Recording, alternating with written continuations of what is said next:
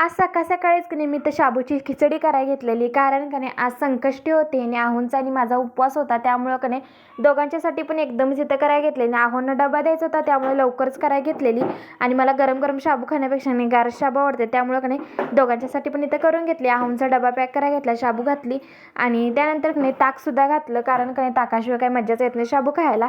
त्यानंतर का नाही त्यांना पापड पण पाहिजे होतं, त्यामुळे वेपर्स आणि शाबूचं सांडगंसुद्धा तळून का नाही एका पिशवीमध्ये घालून दिलं आणि ते सुद्धा साईडला ठेवून दिलं.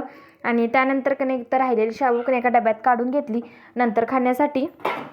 आणि त्यानंतर का नाही लगेचच गणपती बाप्पांची पूजा करायला घेतली. छान असं धूप दीप वगैरे लावून घेतला, दिवा छान लावून घेतला आणि इकडे देवपूजासुद्धा केलेली. त्यानंतर का नाही सगळं घरातलं काम आवरलेलं, पण का नाही मला हे लोणी काढायचं होतं. त्या साठवलेली शाई होती आठवड्याभरांची, तीच इथं काढायला घेतली. अगोदर तर त्याला फेटून घेतलं आणि त्यानंतर का नाही मिक्सर जारमध्ये का नाही ही सगळी शाई ना काढून घेतली.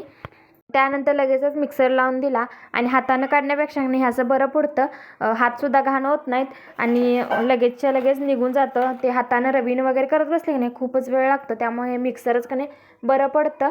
आणि त्यानंतर नाही छान असा लोण्याचा गोळा तयार झालेला तो का नाही काढून घेतला अगोदर तर मिक्सरमधून, भांड्यामधून त्या. आणि त्यानंतर स्वच्छ 2-3 पाण्यानं का नाही त्याला धुवून घेतलं, कारण का नाही त्याचा वास खूप येतो का नाही, त्यामुळं का नाही 2-3 पाण्यानं स्वच्छ धुवून घ्यायचं आहे आणि छान असा का नाही गोळा काढून साईडला ठेवायचा आहे. आणि आठवड्याभराची एवढी सगळी लोणी झालेली, जवळजवळ पावशेर तरी असेलच. आणि नंतर ती की नाही थोडं फ्रीजमध्ये ठेवलं सेट व्हायसाठी, खूप पातळ झालेलं, त्यामुळं का नाही थोडं घट्ट येण्यासाठी फ्रीजला ठेवून दिलं होतं. आणि ह्या दोघींचं असं काही सेलिब्रेशन चालू होतं फ्रेंडशिप डेचं. आज फ्रेंडशिप डे पण होता आणि संकष्टीसुद्धा होती.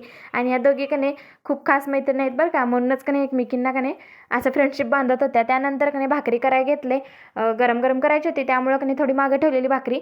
आणि का नाही ते मी लाईटीच्या समोर उभारलेले, त्यामुळं का नाही परातीवर का नाही खूप सगळा अंधार पडत होता आणि त्यामुळं का नाही भाकरीसुद्धा नीट दिसत नव्हती करतेली.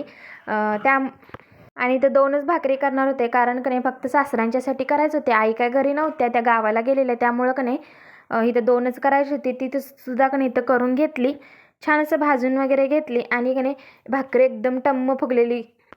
चपाती करायचं म्हणलं नाही खूपच कंटाळा येतो, कणिक मळा लाटा भाजा, पण ही भाकरी करायची म्हणलं नाही खायचं वाटत नाही, निवांत होऊन जातं भाकरी. त्यामुळं का नाही मी जास्ती करून भाकरीच करायला बघते. आणि त्यानंतर का नाही त्याच तव्यामध्ये का नाही काहीतरी करायचं म्हणून तर टमॅटो चिरलेले आणि टमॅटोची चटणीच करायला घेतलेली. छान जिरं मोहरी टाकून घेतलं तेलामध्ये आणि का नाही टमॅटो टाकून वरून थोडं मीठ टाकून घेतलं आणि छान असं हलवून घेऊन का नाही प्लेट झाकून दिली. आणि त्यानंतर का नाही टमॅटो एकदम मऊ पडलेले, त्यात काही मसाले वगैरे घातले, चटणी वगैरे घालून का नाही छान असे आपली टमॅटोची चटणी तयार होते आणि खायला सुद्धा खूप छान लागते. तर तुम्हाला आजचा व्हिडिओ कसा वाटला हे कमेंट करून नक्की सांगा. भेटूया आणखीन एक नवीन व्हिडिओमध्ये. बाय.